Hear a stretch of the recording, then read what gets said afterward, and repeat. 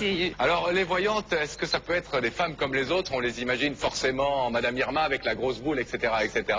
Eh bien, pas du tout. Elles sont pas toutes comme ça. Elles peuvent être des femmes tout à fait modernes, des mamans formidables. C'est le cas de la personne qu'on va recevoir, Laurent. Oui, tout le monde de cœur, très chaleureusement, elle s'appelle Judith Fricot.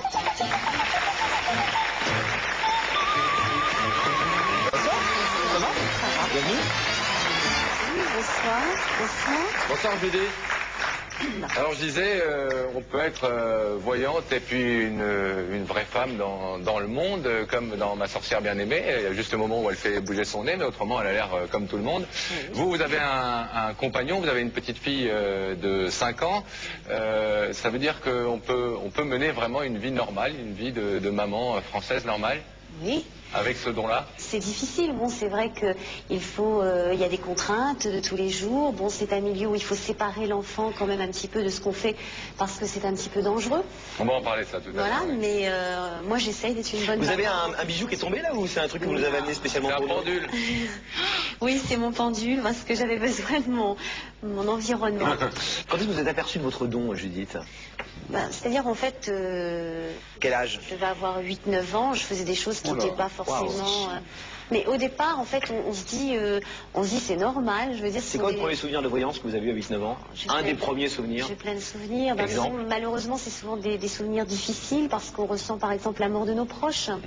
Donc on le ressent, on se lève le matin, on dit... Enfin, je me rappelle un jour où j'ai dit à ma mère, le téléphone va sonner, on a perdu telle personne.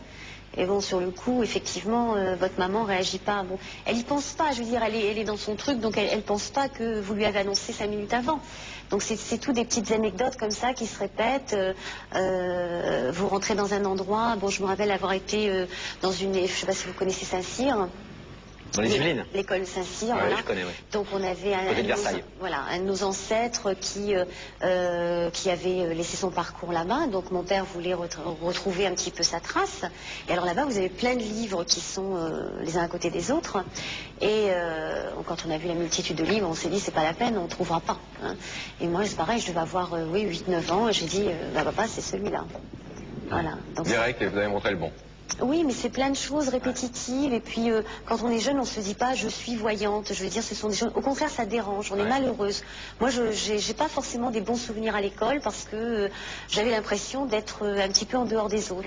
Il paraît en plus, c'est intéressant aussi, que chez vous, dans votre famille, c'est un don héréditaire, en tout cas, qui se transmet pas forcément de père en fils ou de mère en fille, quoique, justement. Je me suis aperçue, parce que je ne fais jamais faire de la voyance à ma fille, elle a 5 ans. Bon, c'est vrai qu'il y a eu des événements difficiles. Quand elle avait 3 ans, 3 ans et demi, elle parlait aux entités, etc. Donc ça, c'était un petit peu délicat. Comme dans Le 6e sens, le film avec Bruce Willis. Complètement, oui. Et donc... Ça fait peur, hein. Ça fait peur, ça. Oui, ça fait peur. Sur le coup, ça inquiète parce qu'on se dit, attends, c'est une petite fille, elle est jeune, et je voudrais pas la perturber. Donc... On va parler des relations que vous avez avec votre fille, justement, par rapport à ce don-là. Mais il y a aussi votre papa qui a quelques dons, et puis une grand-mère ou une arrière-grand-mère. Oui, enfin disons que mon père, bon, c'est vrai qu'il a, comme vous dites, il a des dons, mais je pense qu'on a tous des dons. Hein. Vous avez certainement un don, ces personnes ont du fluide, ont un don, un 6e sens, mais ils ne l'exploitent pas. On le développe, on le développe pas. On le développe, on le développe pas. On est allé voir, nous, la famille de Judith, dans la Somme, avec votre papa, votre petite fille, votre compagnon. La voyance en famille, comme dans Ma sorcière bien-aimée, sans les effets spéciaux, désolé. Bonjour. Bonjour. Heidi, tais-toi. Donc, oui, on parle d'un retour, là, d'une période de calme. Hein. Donc, en fait, ça, c'est plutôt bon. Côté sentimental qui sort très, très fort. Cette année, Judith, elle m'a prévu un beau mariage, un voyage surprise, puis des réussites professionnelles. Le bonheur. C'est vrai, en plus. Elle a toujours aimé faire les cartes. Pour moi, c'était une passion. Je n'aurais jamais pensé qu'un jour, elle serait voyante. Ça pourrait provenir d'une arrière-grand-mère. Quand on interroge au pendule, le pendule répond oui. Il ne veut pas l'avouer, mais quelque part, je pense que le don est passé par mon père en toute chose. Mon père est en train de retranscrire un dessin que moi j'ai reçu en écriture automatique. C'est un genre de fin du monde, si vous voulez. Je ne sais pas si vraiment le pendule va nous le dire. a l'air de nous le confirmer. Hein. Indirectement, à travers son pinceau, il y a quelqu'un de là-haut qui le guide pour réussir à bien le dessin qu'on m'a transcrit. Je pense que ça se transmet de génération en génération, mais il faut le travailler.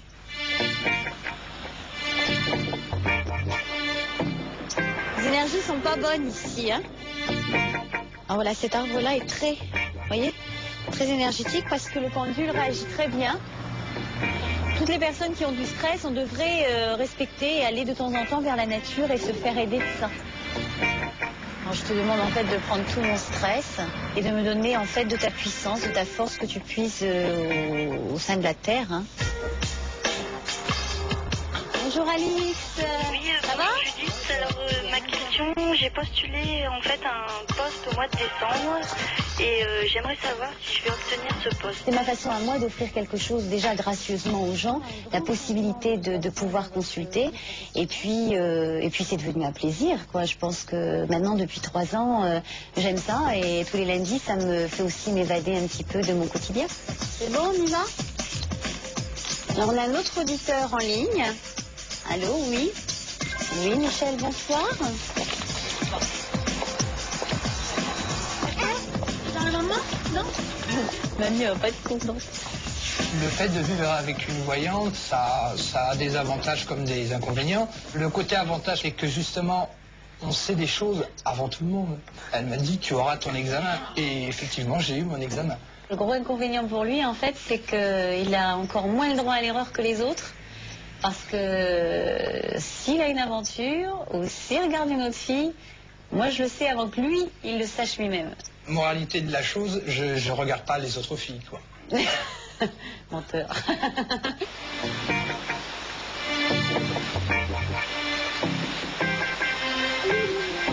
Près de la cascade, l'eau est énergétique, donc en fait on vient se ressourcer, on vient prendre les énergies de l'eau et on les fait rentrer à l'intérieur de soi-même pour se réénergifier. Et là encore c'est le principe un petit peu de l'arbre, mais c'est différent. Alors, il faut toujours se décharger après, quand même, sinon il y en a de trop. Ça me fait penser à un truc. De l'échelle. C'est quoi ça, les chèvres? Les chèvres, tu sais. Non. Les animaux. Les chèvres? Chèvre. Ah bon? C'est mon signe astrologique chinois, la chèvre. Donc, et ça, personne ne J'ai peut le bien deviner. fait quand même. Ah oui, t'as bien fait, ma chérie. Je ne savais même pas. Je ne pense pas qu'on a ressenti que Adeline elle avait des prédispositions pour la voyance, mais quand elle était petite, elle parlait éventuellement à des personnages que moi je ne voyais pas. C'est assez atténué, c'est-à-dire que maintenant elle n'en parle plus, alors Je ne connais plus. voilà, elle ne le connaît plus. J'ai pas besoin de carte. Moi, je préfère avec une boule de cristal. En plus, ça existe pour les enfants. Ah bon? Il y a un petit dessin dedans. Ah bon? Mais oui, hein. Bah oui. Bah, vous devriez savoir ça, que ça existe, les boules de cristal pour les enfants, alors. Ce sont les Il y a de la neige dedans. C'est ça que la dernière fois, elle a voulu en acheter une. Elle me dit, c'est une boule de cristal. Je dis non. Comment on réagit quand on est une maman et que on se dit, parce qu'on a soi-même des prédispositions, tiens, ma fille a peut-être quelque chose. Est-ce qu'on a envie de pousser ou au contraire envie de freiner ou de laisser se faire les choses naturellement? Je pense que oui, la troisième solution me paraît la meilleure, c'est-à-dire de laisser faire les choses naturellement. Et puis, j'ai pas du tout envie de la pousser parce que tant qu'à faire, j'aimerais autant qu'elle trouve sa voie toute seule.